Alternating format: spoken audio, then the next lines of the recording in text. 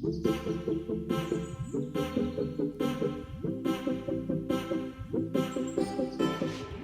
Everyone, welcome to my channel.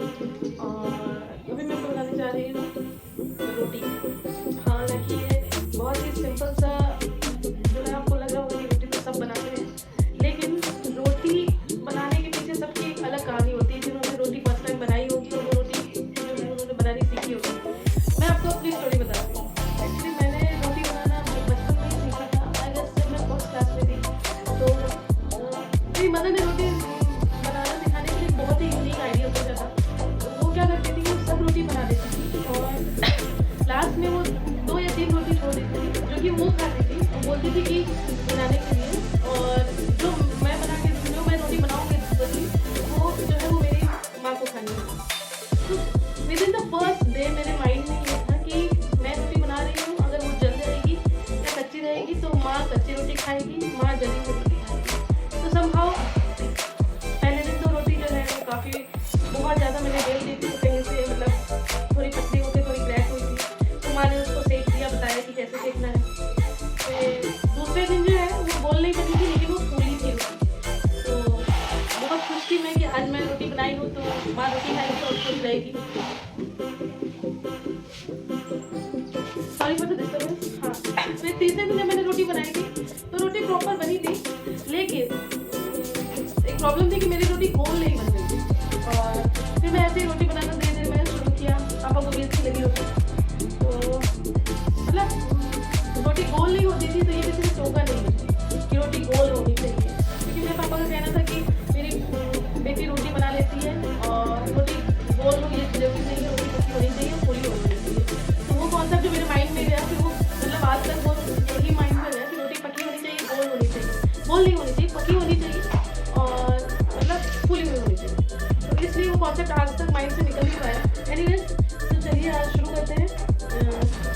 सबसे पहले knitting शुरू करेंगे कि हम कैसे जो है फ्लोर को नीट करेंगे, आटे को गूंदेंगे। देन इसका फर्स्ट सेकेंड थर्ड स्टेप बहुत सिंपल सा है, लेकिन आई गेस जितने भी लोग होंगे जिन्होंने जो है वो फर्स्ट टाइम ही किया होगा, तो उनके पास डेफिनेटली स्टोरीज होगी। तो अगर आपको लगता है अपनी स्टोरी आप शेयर करना चाहते हैं तो प्लीज़ कमेंट सेक्शन में जरूर अपनी स्टोरी शेयर करिए। And please do like, share and subscribe dream life story. तो चलिए शुरू करते हैं आज का process, how to make rotis.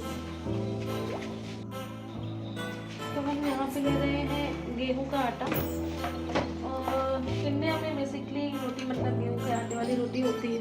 हाँ, हरियाणा साइड में लोग बाजरे की और ज्वार की भी खाते हैं रेगुलरली, लेकिन मैं नॉर्थ से हूँ तो नॉर्थ में ज़्यादातर व्हीट फ्लोर गेहूं के आटे की ही रोटी बनती है।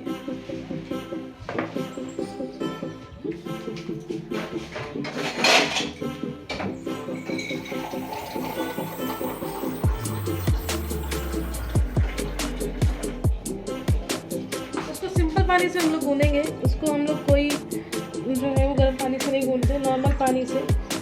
जितना आपने आटा लिया है, पानी जो है वो लगभग आधा एक गिलास आप ले सकते हैं। और पानी थोड़ा थोड़ा डालते हुए इसको रेगुलरली मिलाते जाना है। मेरा हाथ सेट है तो इसलिए मुझे जल्दी हो रहा है। जो लोग फर्स्ट टाइम आटा नीट कर रहे हैं, गूंद रहे हैं, वो लोग बहुत इजी कर सकते हैं, तो इसमें रॉकेट साइंस नहीं है।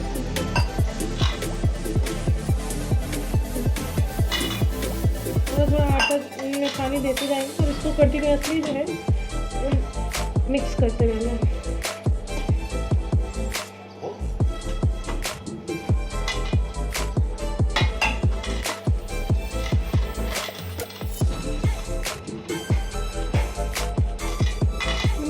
इन बिटवीन मुझे एक स्टोरी और याद आ गई। जब मैं छोटी थी तो हमारे नेबर में एक अंकल रहते थे, पापा के फ्रेंड थे, वो दीवान से अंकल नाम थे। उनकी 2 डॉटर थी, जैनू थी और एक कविता थी। हाँ, तो जैनू जो थी वो मुझसे थोड़ी बड़ी थी और वो आटा गूंथती थी। तो मतलब उनके आना जाना हम लोग का था छोटे में। तो जब जैनू आटा गूंथती थी तो उसकी मम्मी बैठी रहती थी और उसको ना कॉन्टीन्यूसली इंस्ट्रक्शन मिलता रहता था, और पानी डालो और अच्छे से गूंदो और मिक्स करो अच्छे से। एक इसका बिलीव ये भी है कि आप जितने अच्छे आटे गूंदते हैं, रोटियाँ उतनी ज़्यादा सॉफ्ट बनती हैं। और इसके बीच में जो है वो एयर जो है वो जब अच्छे से मिक्स करने पे जाता है तो गैस जो होता है वो भी गैस्ट्रिक की प्रॉब्लम नहीं होती, ऐसा मैंने पढ़ा है कहीं पे। एनीवे देखिए, विदाउट एनी बीच में पॉज के डायरेक्ट वीडियो में ही मैं गूंद रही हूँ और ये विदिन 3 मिनट में ये आटा गूंद चुका है।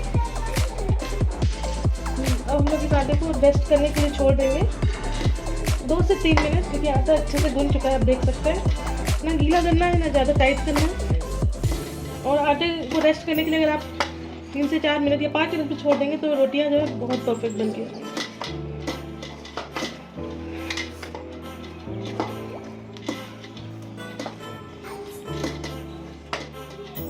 ये आटा गूंद चुका है। अब हम इसको रेस्ट करने के लिए छोड़ देंगे 3 से 4 मिनट।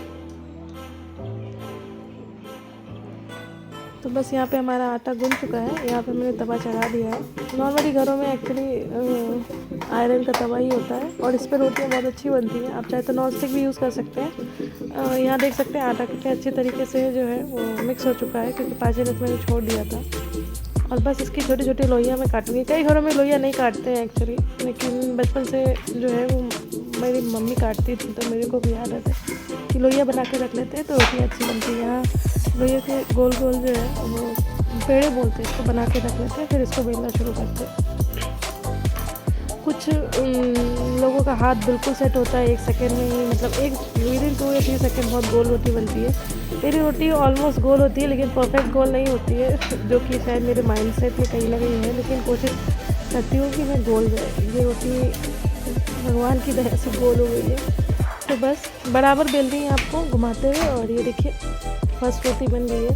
और रोटी पकी होनी चाहिए। और क्या होता है कि कई बार गैस कम या आँच ज़्यादा होता है तो पूरी रोटी नहीं फूलती, लेकिन पकी होती है प्रॉपर, तो खाने में वो भी टेस्टी होती है।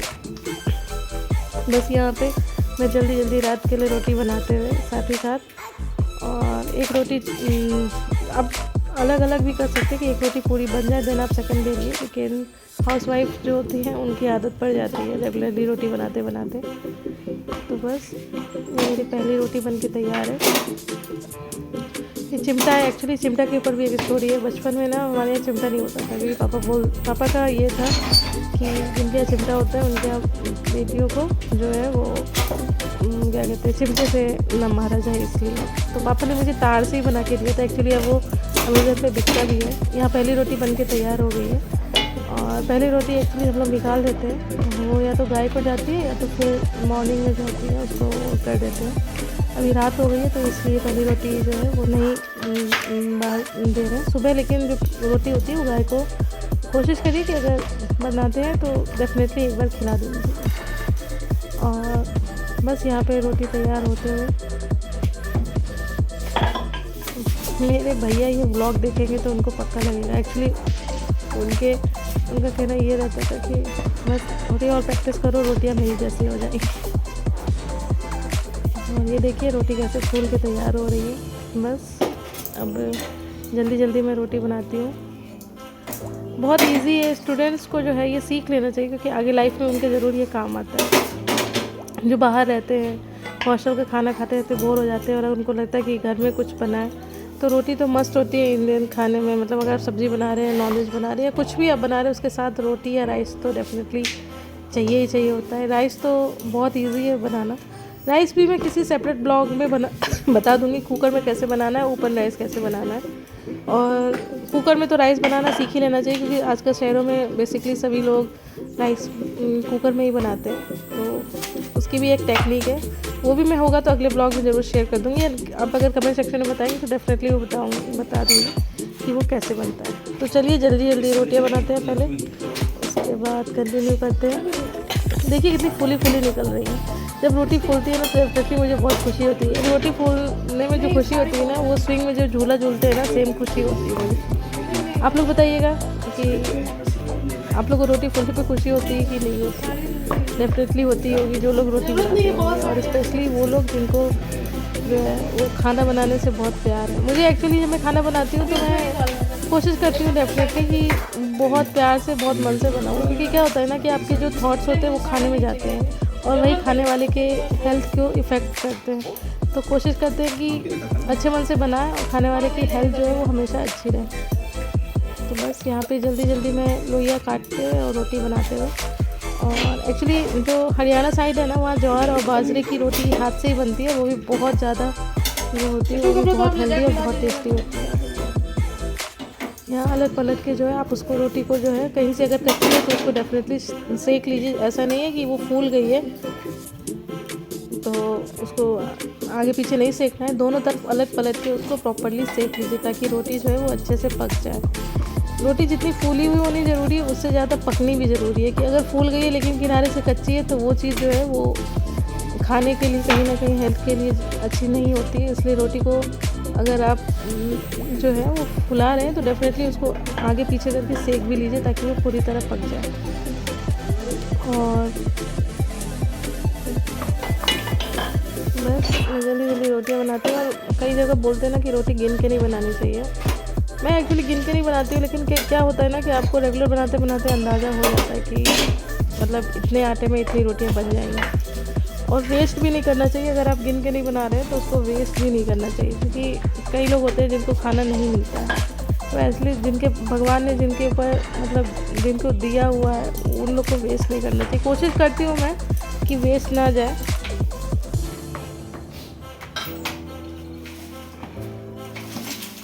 और अब तो मतलब रोटी बनाते बनाते इतना अंदाज़ा तक हो गया है कि इतने मिनट में इतनी रोटी अब बन जाती है।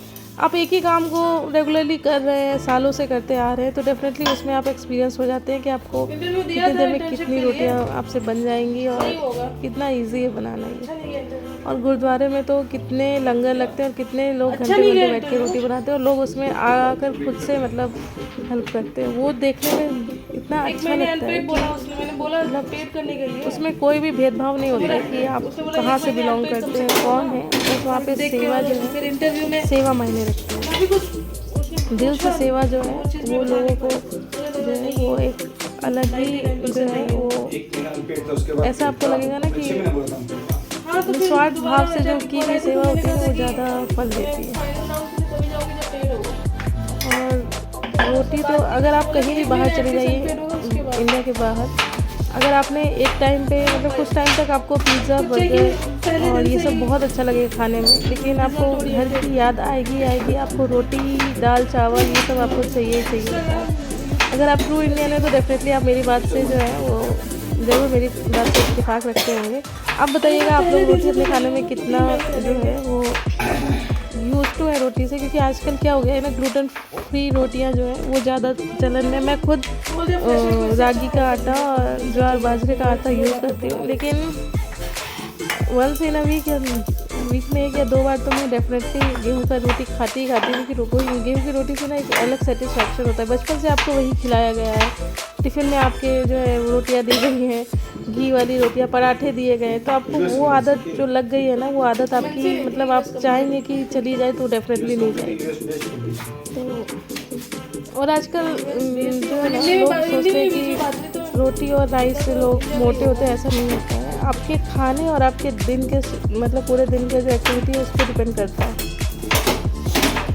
बस ये रोटियां बनते हुए फाइनल जो है 3-4 रोटी बनी है, मैं उसको कंप्लीट कर देती हूँ। और आप चाहे तो घी भी लगा के रख सकते हैं, और घी लगी हुई रोटियाँ भी बहुत ज़्यादा टेस्टी होती है, लेकिन रेगुलरली मैं घी नहीं लगाना प्रेफर करती हूँ, क्योंकि घी लगाने से थोड़ी सी हेवी हो जाती है। अगर आपकी सब्ज़ी जो है वो ऑलरेडी हेवी है तो आपको एक चीज़ लाइट रखनी होती है, गरम पेट में और डबल सुनाएंगे बिना दुश्वार कर देते। तो बस ये रोटी कंप्लीट करते हैं। और आज का ब्लॉग आपको कैसा लगा प्लीज़ कमेंट सेक्शन में ज़रूर बताइएगा। बहुत सिंपल सा ब्लॉग है। कई लोगों का रहेगा रोटी बनाना सिखाना कौन सी बड़ी बात है, लेकिन खाने में अगर कोई चीज़ मेन इंग्रेडिएंट्स है इंडिया में तो वो रोटी एंड राइस एंड दाल ही है।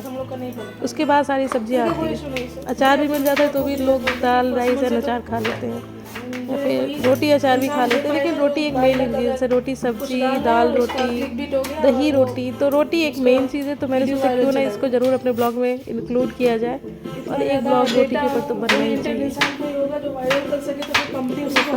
रोटियाँ कंप्लीट होते हुए और थोड़ी कम भी फूलती है लेकिन दोनों तरफ पक जाती है, तो वो ज़्यादा मायने रखता है। राधा जन आप फूल गई है लेकिन पक नहीं रही है, मोटी बनी है, तो वो थोड़ा सा खाने में लगता है। और मैं कंप्लीट करते हुए फाइनल रोटी को बेलते हुए